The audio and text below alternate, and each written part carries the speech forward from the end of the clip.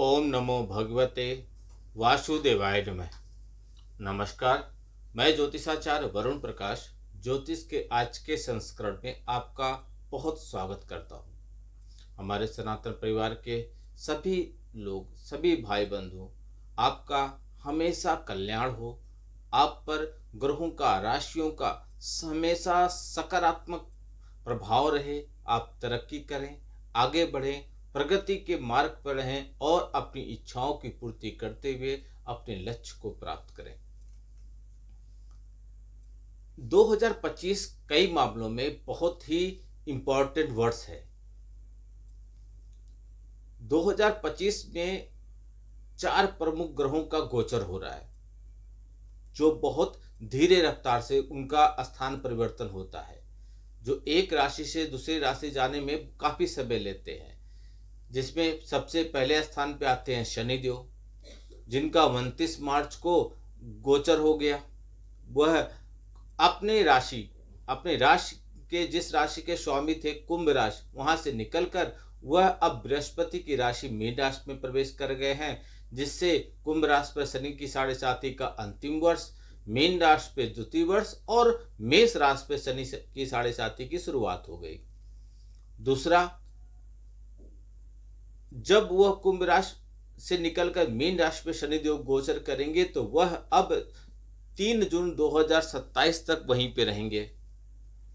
उसके बाद गुरु 14 मई को, देवगुरु बृहस्पति 14 मई को मिथुन राशि में प्रवेश करेंगे और उसके बाद राहु और केतु 18 मई को, यानी कि मई में 2 गोचर होगा बड़ा। एक तो 14 मई को देवगुरु बृहस्पति का और 18 को होगा राहु और केतु का।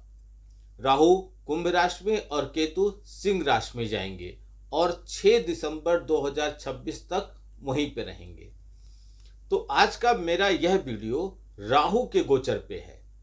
शनि देव का गोचर जब हुआ, किन राशियों पर क्या प्रभाव पड़ेगा, उसका मैंने विस्तार पूर्वक वीडियो बनाकर दिया।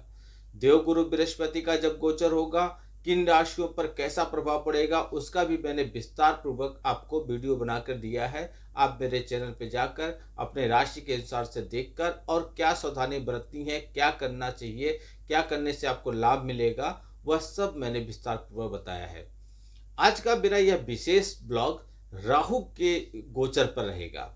इसके बाद अगला वीडियो आप केतु के गोचर पर देखेंगे। तो सबसे पहले समझिए राहु के बारे में।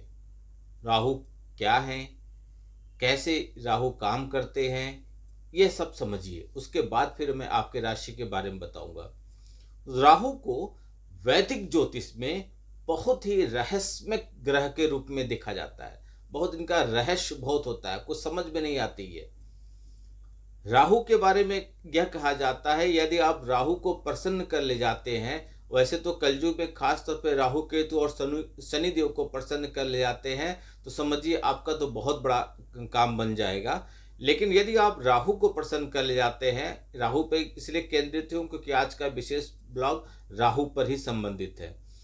एक बात और आपसे निवेदन करूंगा, हमारे सनातन परिवार के सभी बंधुओं से, हमारे परिवार के आप सदस्य हैं, वीडियो को यदि अभी अभी आप देख रहे हैं तो लाइक कीजिए, सब्सक्राइब कीजिए और लोगों तक पहुंचाइए, शेयर कीजिए।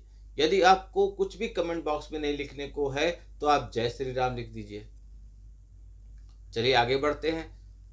तो राहु किसी इंसान को, यदि आपकी कुंडली में राहु अच्छे पोजीशन पे हैं तो रंग को भी राजा बना देते हैं, और यदि थोड़े से भी वो अच्छे पोजीशन पे नहीं है तो राजा को रंक भी बना देते हैं। कुछ समझ में नहीं आता कब क्या दे देंगे, कुछ समझ में नहीं आता कब क्या छीन लेंगे। यह कूटनीति और राजनीति दोनों देने वाले ग्रह है राहु। यदि धार्मिक, राहु क्या है समझिए, यदि धार्मिक मान्यताओं को देखा जाए तो एक दैत्य था स्वरभानु। उस दैत्य का शीश, जिसे भगवान विष्णु भगवान ने मोहिनी का अवतार करके उसके धड़ से सर को अलग कर दिया था, लेकिन अलग करने से पहले वह अमृत पान कर लिया था। यह एक अलग कहानी है, आप जानते होंगे, मैं बता। तो जो सिर है वह राहु है और जो सिर से नीचे का हिस्सा है वह केतु है। खगोल विज्ञान के अनुसार राहु और केतु कोई ग्रह न होकर केवल कटान बिंदु है। इनका ग्रह का विशेष उनको महत्व नहीं दिया गया है, जो सूरज और चंद्रमा के परिक्रमा पथ के अनुसार कार्य करते हैं। सूरज और चंद्रमा के ऊपर इनका प्रभाव पड़ता है और उसी से सूर्य ग्रहण और चंद्र ग्रहण भी लगता है। सूरज और चंद्रमा के परिक्रमा पथ के अनुसार, जैसे खगोल के अनुसार मैं बता रहा हूं, तो यह अपना प्रभाव दिखाते हैं। वैदिक ज्योतिष में इन्हें छाया ग्रह कहा जाता है। राहु को, केतु को भी कहा जाता है, लेकिन आज का वीडियो राहु पे है। लेकिन इतना छाया ग्रह होने के बावजूद भी राहु ग्रह का महत्व कम नहीं होता है ज्योतिष में। राहु की स्थिति को सदैव ध्यान में रखा जाता है कि आपकी कुंडली में राहु कैसे हैं, कहाँ पे उनकी दृष्टि पड़ रही है, बहुत चीज़ों का होता है। इसलिए मैं हमेशा कहता हूँ कि आप अपनी कुंडली का विश्लेषण करा लीजिए, जिससे आप व्यक्तिगत तौर पे अपने बारे में बहुत कुछ जान सकते हैं और उसका उपाय करके हर एक चीज को आप पॉजिटिव कर सकते हैं, अपने फेवर में कर सकते हैं। तो राहु महाराज पिछले काफी समय से बृहस्पति के जो राशि है, बृहस्पति के स्वामित्व वाली राशि मीन राशि में गोचर कर रहे थे। अब वह 18 मई को शाम के समय शनि के स्वामित्व वाली राशि कुंभ राशि में आएंगे। अब आप ये समझेंगे, मीन राशि में थे तो कुंभ राशि में क्यों आएंगे? मीन राशि में थे तो मेष राशि में जाना चाहिए था, आगे जाना चाहिए था। लेकिन राहु और केतु के साथ ऐसा नहीं होता। ये दोनों लोग विपरीत मार्ग करते हैं, यानी कि उल्टा चलते हैं। तो इसलिए आगे वाली राशि में न जाके पीछे वाली राशि में आते हैं। राहु का गोचर आमतौर पर एक राशि में 18 महीने के लिए होता है और 18 महीने तक वो जहां पे रहते हैं, जहां पे उनकी दृष्टि पड़ती है, वहां पे उनका प्रभाव दिखता ही दिखता है। वैदिक ज्योतिष में वृषभ राशि, तो कुछ ज्योतिषी मिथुन राशि को राहु का उच्च मानते हैं, यानी कि यहाँ पे राहु बहुत अच्छे माने जाते हैं। तो वृश्चिक और धनु को राहु की नीच राशि माना जाता है। राहु और केतु यदि केंद्र और त्रिकोण के स्वामी के साथ अच्छी स्थिति में केंद्र में त्रिकोण भाव में हो तो राजयोग बना देते हैं। अपनी कुंडली में देख लीजिए, राहु और केतु यदि केंद्र में और त्रिकोण के स्वामी के साथ हों, यानी कि वहां के स्वामी के साथ हों, तो ऐसी स्थिति में आपको राजयोग का कारक बना देते हैं और उनकी दशा व्यक्ति को रंक से राजा तो बनाती ही बनाती है। राहु को ब्याहु भी कहा जाता है, यानी कि कई बार राहु की दशा आने पर जातक का विवाह हो जाता है, ब्याहु कर विवाह करा देते हैं। भले वो बेमोल हो, न करना हो तब भी हो जाए, लेकिन करवा देते हैं। राहु को निरंकुश प्रकृति का ग्रह माना जाता है। इन पे कोई भी अंकुश नहीं लगा सकता, निरंकुश है, इन पे कोई टोका टिप्पणी बाधा नहीं होता है। इनका केवल शीश है, धड़ नहीं है, इसलिए यह सिर्फ सोचने का काम करते हैं। और राहु से प्रभावित जातकों की बुद्धि बड़ी तीव्र होती है, वह हर समस्या का आसानी से हल निकालने में सफल रहता है, लेकिन वह काम को करने की चेष्टा नहीं करता है, यानी कि दिमाग वाले चीज करेगा, मेहनत वाली नहीं। यदि ग्रहों की स्थिति अनुकूल न हो तो केवल सोचकर रह जाए तो कैसे तरक्की करेगा? राहु की कुशल उपस्थिति जातक को एक अच्छा कूटनीतिक बनाता है। राहु जुआ, सट्टा, लॉटरी आदि कामों में सफलता देता है और जातक को अच्छा ज्ञान भी मिलता है, यानी कि दिमाग वाला काम है, जितना भी है देखने, समझने, सुनने का सारा काम राहु करवाते हैं। वर्तमान समय में आईटी का युग है और इसमें भी राहु का प्रभाव सर्वाधिक देखा जाता है। राहु की विशेषता यह है कि वह सदैव उल्टी चाल चलते हैं, वक्री चाल चलते हैं। इस प्रकार किसी राशि में आगे बढ़ने के बजाय वह पिछली राशि में चले आते हैं। जैसे ही मीन राशि में राहु का गोचर हो रहा था, तो अभी वह मेष राशि में न जाकर कुंभ राशि में गोचर करेंगे। कुछ विद्वान ऐसे भी हैं जो राहु को कोई दृष्टि नहीं मानते, जबकि कुछ विद्वान राहु की 3 दृष्टि मानते हैं, पंचम, सप्तम और नवम। हर ग्रह की सप्तम दृष्टि तो होती ही है, किसी किसी ग्रह की 3 दृष्टि होती है, उसमें से राहु भी हैं, उनकी दृष्टि है पंचम, सप्तम और नवम। हालांकि ऐसी मान्यता है कि राहु जिस भाव में होता है उस भाव के फलों को खींच लेता है। 2025 में राहु की स्थिति की बात करें तो राहु का गोचर तीसरे भाव, छठे भाव और एकादश भाव में सर्वाधिक उपयुक्त होता है, सबसे अच्छा होता है।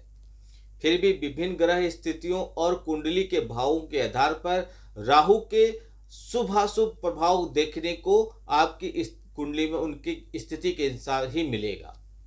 राहु 2025 के इस विशेष वीडियो में हम आपको बताएंगे कि राहु के कुंभ राशि में गोचर होने से किन राशियों पर कैसा प्रभाव पड़ेगा, क्या सावधानी बरतना है और क्या उपाय कर लें जिससे उनको सारी समस्याओं से मुक्ति मिल जाए। मीन राशि के लिए यह गोचर बहुत महत्वपूर्ण रहेगा, क्योंकि राहु महाराज आपकी राशि से निकलकर कुंभ राशि में प्रवेश करेंगे। यानी कि आप अपनी राशि से द्वादश भाव में अब राहु का प्रवेश हो जाएगा। इसके कुछ अच्छे और कुछ बुरे परिणाम आपको देखने को मिलेंगे। एक तरफ आप बीमारी के चपेट में आ सकते हैं और आपको स्वास्थ्य समस्याएं परेशान कर सकती है, जैसे आपको अस्पताल भी जाना पड़ सकता है। तो वहीं आपके खर्चों में अप्रत्याशित रूप से बढ़ जाएंगे। आप सही और गलत का पहचान के बिना खर्च कर देंगे, जिससे धन हानि होने की संभावना बनी रहेगी। आप व्यर्थ के कामों में भी धन खर्च करेंगे, जिससे आर्थिक स्थितियां बिगड़ जाएंगी। लेकिन अच्छी बात यह रहेगी, इस दौरान आपको विदेश यात्रा करने का मौका मिलेगा। यदि आप इस दिशा में प्रयास करेंगे तो आपके प्रयासों को राहु बढ़ा देंगे। राहु के इस गोचर काल में आपको विदेश जाने का जो योग बनेगा उससे आपको लाभ मिलेगा। आपके कार्य क्षेत्र में भागदौड़ का सामना करना पड़ेगा और अपनों से कुछ समय के लिए आपकी दूरी बढ़ जाएगी। आपको शुरू में वह दूरी बुरा लगेगा, बाद में आपको इसकी आदत पड़ जाएगी। आपके परिवार का लोगों का साथ आपको मिलेगा।